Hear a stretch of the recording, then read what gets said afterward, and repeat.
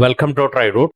നമുക്ക് ഇന്നത്തെ ബിറ്റ്കോയിൻ്റെ price movement analysis ഒന്ന് നോക്കാം. അതിനുവേണ്ടി ആദ്യമായിട്ട് വൺ ഡേ ചാർട്ടാണ് എടുത്തിരിക്കുന്നത്. വൺ ഡേ ചാർട്ടിൽ പ്രധാനപ്പെട്ട ഏരിയാസ് മാർക്ക് ചെയ്തിട്ടുണ്ട്. നോക്കിയാൽ കാണാം ഒരു സപ്പോർട്ട് ഏരിയ മാർക്ക് ചെയ്ത് വെച്ചിരിക്കുന്നത്. അവിടെ മൾട്ടിപ്പിൾ ടൈം മാർക്കറ്റ് പലതവണ വന്നിട്ട് മാർക്കറ്റ് വളരെ സ്ട്രോങ് ആയിട്ട് മുകളിലോട്ട് തന്നെയാണ് പോയിക്കൊണ്ടിരിക്കുന്നത്. 2 ദിവസം മുന്നേ അതുപോലെ തന്നെ വളരെ സ്ട്രോങ് ആയിട്ട് താഴോട്ടേക്ക് ഇറങ്ങിയിട്ട് ഇത് മുകളിലോട്ട് കയറി പോകുന്നുണ്ട്. ഇന്നലെയും ഇന്നുമായിട്ട് മുകളിലോട്ടാണ് കയറി പോകുന്നത്.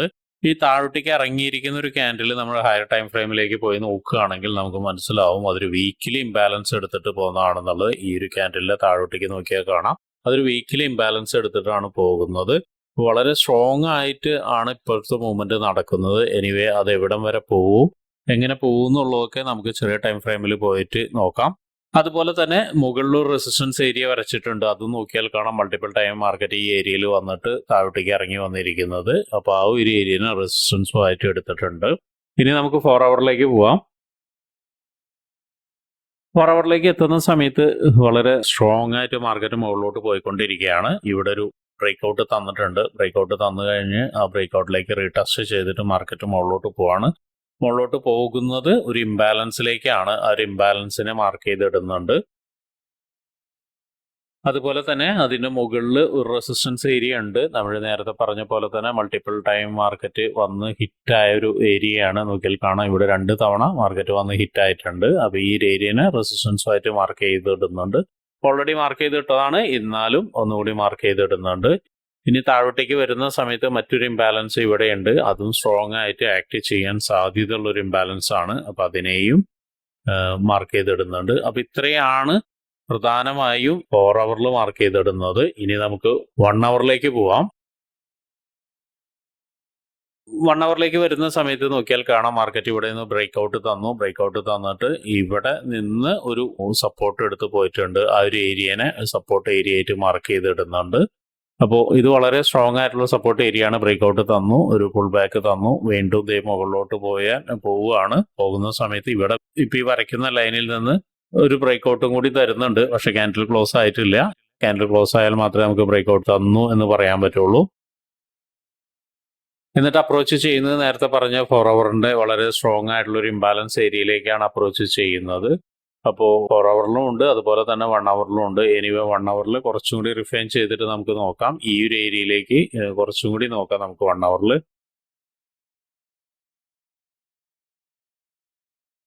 അപ്പോൾ ഇത്രയാണ് 1 അവറിലുള്ള അനാലിസിസ്. ഇനി നമുക്ക് 50 മിനിറ്റ്സിലോട്ട് പോയിട്ട് എന്തെങ്കിലും എൻട്രി സാധ്യതകൾ ഉണ്ടോ എന്നുള്ളത് നോക്കാം.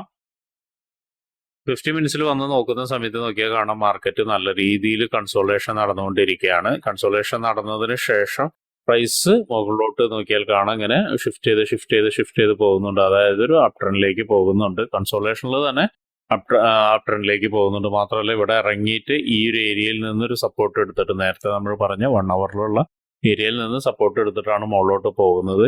എനിവേ 50 മിനിറ്റ്സിൽ നിന്ന് നമുക്ക് മനസ്സിലാവുന്നത് മാർക്കറ്റ് അപ് ട്രെൻഡിലേക്ക് പോകുന്നു എന്നാണ്. പക്ഷേ ഈ ഒരു ഹൈനെ ബ്രേക്ക് ചെയ്തിട്ട് ഒരുപക്ഷെ താഴോട്ടേക്ക് ഒന്ന് ഇറങ്ങി വരാനുള്ള സാധ്യത കാണുന്നുണ്ട്. അത് എവിടുന്ന് എന്നുള്ളത് നമുക്ക് നോക്കാം. ആദ്യമായിട്ട് ഇപ്പോൾ ഇവിടെ നിന്നൊരു ബ്രേക്ക്ഔട്ട് കിട്ടുകയാണെങ്കിൽ, നേരത്തെ പറഞ്ഞ പോലെ ഒരു ക്യാൻഡിൽ ക്ലോഷർ ഒക്കെ കിട്ടുകയാണെങ്കിൽ നമ്മൾ മിനിമം എക്സ്പെക്ട് ചെയ്യുന്നത് ഈ ഏരിയയിലേക്കാണ്. ഈ ഒരു ഏരിയ എന്ന് പറയുന്നത് നേരത്തെ പറഞ്ഞ പോലെ തന്നെ 4 അവറിന്റെയും 1 അവറിന്റെയും ഇംബാലൻസ് ഉള്ളതാണ്. അപ്പോൾ 1 അവറിന്റെ ഇംബാലൻസ് ആണ് കുറച്ച് മുകളിൽ കിടക്കുന്നത്, 4 അവറിന്റെയാണ് ഈ ഒരു ഏരിയ കിടക്കുന്നത്. അപ്പോൾ ഇവിടേക്ക് എത്തിക്കഴിഞ്ഞാൽ നല്ലൊരു ക്യാൻഡിൽ അല്ലെങ്കിൽ ഒരു എൻഗൾഫിംഗ് ക്യാൻഡിലോ അല്ലെങ്കിൽ വലിയൊരു റിജക്ഷനോ വന്നിട്ടുണ്ടെങ്കിൽ നമുക്ക് അവിടെ നിന്നൊരു എൻട്രി പ്ലേസ് ചെയ്യാം. അവിടെ നിന്ന് എൻട്രി പ്ലേസ് ചെയ്യാം എന്ന് പറഞ്ഞാൽ ഒരു സെൽ എൻട്രി പ്ലേസ് ചെയ്യാം. അപ്പോൾ നോക്കേണ്ട കാര്യം മാർക്കറ്റ് ഷിഫ്റ്റ് ചെയ്താണ് മുകളിലോട്ട് പോകുന്നത്. അപ്പോൾ ഇത് പലതവണ മാർക്കറ്റ് വന്ന് ഹിറ്റ് ആയതുകൊണ്ട് ഈ ഒരു ഏരിയ വളരെ സ്ട്രോങ് ആയിട്ടുള്ള ഒരു സപ്പോർട്ട് ഏരിയ ആയിട്ട് ആക്ട് ചെയ്യാനുള്ള സാധ്യത ഉണ്ട്. അപ്പോൾ ഇവിടുന്നാണെങ്കിലും സെൽ എൻട്രി എടുക്കുകയാണെങ്കിൽ മാക്സിമം ടാർഗറ്റ് എന്നൊക്കെ പറയുന്നത് ഇവിടെയാണ് വെക്കേണ്ടത്. ഇനി ഇവിടെ നിന്ന് നല്ലൊരു നല്ലോണം ബ്രേക്ക് കിട്ടുകയാണെങ്കിൽ നെക്സ്റ്റ് ടാർഗറ്റ് എന്ന് പറയുന്നത് ഈ ഏരിയയിലേക്കൊക്കെ ആയിരിക്കണം.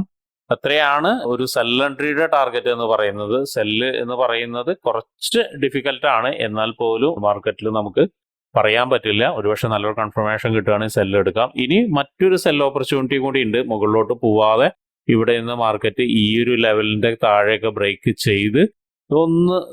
ചെയ്ത് കഴിഞ്ഞിട്ട് ഒന്ന് റീടെസ്റ്റ് തരുന്ന സമയത്ത് ശ്രദ്ധിക്കണം. ഇതുകൂടി ബ്രേക്ക് ചെയ്തിട്ടായിരിക്കണം റീടെസ്റ്റ് തന്നു കഴിഞ്ഞാൽ ഇവിടെ വല്ലൊരു പാറ്റേൺ ക്രിയേറ്റ് ചെയ്തിട്ടുണ്ട്, അതായത് ഈ ഒരു ഏരിയയിൽ ഒരു പാറ്റേൺ ക്രിയേറ്റ് ചെയ്യുകയോ അല്ലെങ്കിൽ ഒരു എൻഗൾഫിംഗ് ക്യാൻഡിലോ അല്ലെങ്കിൽ ഒരു ഇംബാലൻസ് ക്യാൻഡിലോ ഒക്കെ ഉണ്ടെങ്കിൽ ഈ ഒരു ഏരിയയിൽ നിന്ന് നമുക്കൊരു സെൽ എൻട്രി എടുക്കാവുന്നതാണ്. അങ്ങനെ എടുക്കുകയാണെങ്കിൽ ഈ 4 ഹവറിന്റെ ഇംബാലൻസ് വരെ വരാനുള്ള സാധ്യത ഉണ്ട്. ഈ ഒരു ഏരിയ എന്ന് പറയുന്നത് വളരെ സ്ട്രോങ് ആയിട്ടുള്ള ഒരു ഏരിയ ആണ്. ഇന്നലെ മുതൽ നമ്മൾ വെയിറ്റ് ചെയ്ത് നിൽക്കുന്നതാണ്. ഇതിനെ ബ്രേക്ക് ചെയ്തിട്ട് സ്ട്രോങ് ആയിട്ട് ബ്രേക്ക് ചെയ്ത് പോയതാണ്. അപ്പോൾ ഈ ഒരു ഏരിയയിലേക്ക് മാർക്കറ്റ് വരാനുള്ള സാധ്യതയും കൂടി ഉണ്ട്. ഇവിടേക്ക് വന്നാൽ ഒരു ബൈ ഓപ്പർച്യൂണിറ്റി കൂടി ഉണ്ട്. വീണ്ടും ഒരു നല്ല സ്ട്രോങ് ആയിട്ട് ഒരു റിവേഴ്സൽ കാണിക്കുകയാണെങ്കിൽ ബൈ ഓപ്പർച്യൂണിറ്റി ഉണ്ട്. അങ്ങനെ ഒരു ബൈ ഓപ്പർച്യൂണിറ്റി ഉണ്ടെങ്കിൽ ഇവിടം വരെ, അതായത് ഈ ഒരു ഇംബാലൻസ് വരെ ഒക്കെ നമുക്ക് ഈ ഏരിയയിലേക്കോ ഒക്കെ നമുക്ക് ടാർഗറ്റ് വെക്കാവുന്നതാണ്. ശ്രദ്ധിക്കേണ്ട കാര്യം, മാർക്കറ്റ് ഇവിടെ നിന്ന് ഇറങ്ങുമ്പോഴാണ് അത് ചെയ്യേണ്ടത്. മുകളിൽ നിന്ന് ഇറങ്ങുമ്പോൾ ഒരുപക്ഷെ ഇങ്ങോട്ടൊന്നും എത്തണമെന്നില്ല. നേരത്തെ പറഞ്ഞ പോലെ ഇവിടേക്കൊക്കെ ആയിരിക്കും മാക്സിമം എത്തുക.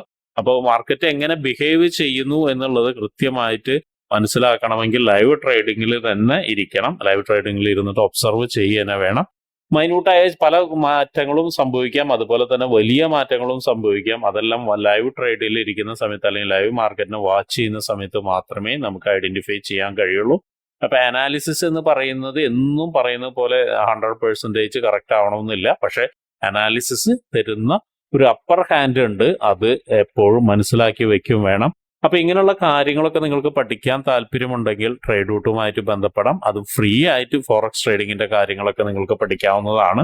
അതിനു വേണ്ടിയിട്ട് ഈ വീഡിയോയുടെ ഡിസ്ക്രിപ്ഷനിൽ ഒരു ഗൂഗിൾ ഫോം കൊടുത്തിട്ടുണ്ട്. അതോടൊപ്പം തന്നെ ഡിസ്ക്രിപ്ഷനിലുള്ള വാട്സപ്പ് ചാനലിൽ നിങ്ങൾക്ക് ജോയിൻ ചെയ്യാവുന്നതാണ്. അവിടെ ട്രേഡ് റൂട്ടിന്റെ അപ്ഡേറ്റ്സ് ലഭിക്കുന്നതാണ്. അപ്പൊ എല്ലാവർക്കും ഇന്നൊരു പ്രോഫിറ്റബിൾ ഡേ ആവട്ടെ എന്ന് ആശംസിക്കുന്നു.